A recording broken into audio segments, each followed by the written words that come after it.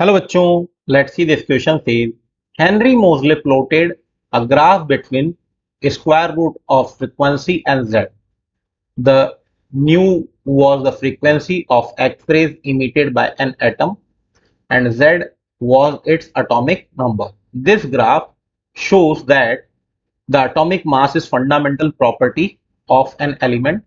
The B option is the atomic number is fundamental property of an element. The C option is both A and B, and the D option is the frequency nu was independent of atomic number. So the key concept for this question is modern periodic table, और इसके अंदर भी हम लोग बात करेंगे मोजलेज law. मोजलेज law, ठीक है. तो मोजले ने क्या किया, एक ग्राफ प्लॉट किया स्क्वायर रूट ऑफ फ्रीक्वेंसी और एटॉमिक नंबर के बीच में, ठीक है, जो यहाँ पे लिखा भी हुआ है. तो फिर ये बोल रहा है कि atomic mass is the fundamental property, तो ये बिल्कुल गलत हो जाता है. तो इसके लॉ से हम लोग बता सकते हैं कि इसने क्या बोला उस समय पे.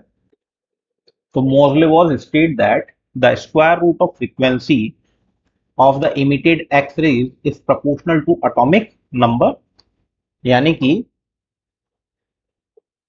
Under root nu is directly proportional to z. यहाँ पे न्यू आपका दे दिया है फ्रीक्वेंसी ऑफ एक्स रेज और z इज एटॉमिक नंबर, ठीक है. तो फंडामेंटल प्रॉपर्टी आपकी क्या हो जाएगी अब, fundamental property of an element is atomic number, ठीक है. तो आपका जो पहला है ऑप्शन वो बिल्कुल गलत हो जाता है यहां से, ठीक है.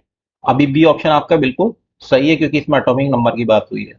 फिर लास्ट वाले में बोल रहा है द फ्रीक्वेंसी ऑफ न्यू, जो फ्रीक्वेंसी है was independent of atomic number. ऐसा तो नहीं है, ये तो खुद ही बोल रहा है क्वेश्चनरी कि square root of frequency is directly proportional to atomic number. तो दैट मीन्स कि ये वाला ऑप्शन भी आपका गलत हो जाता है, डी.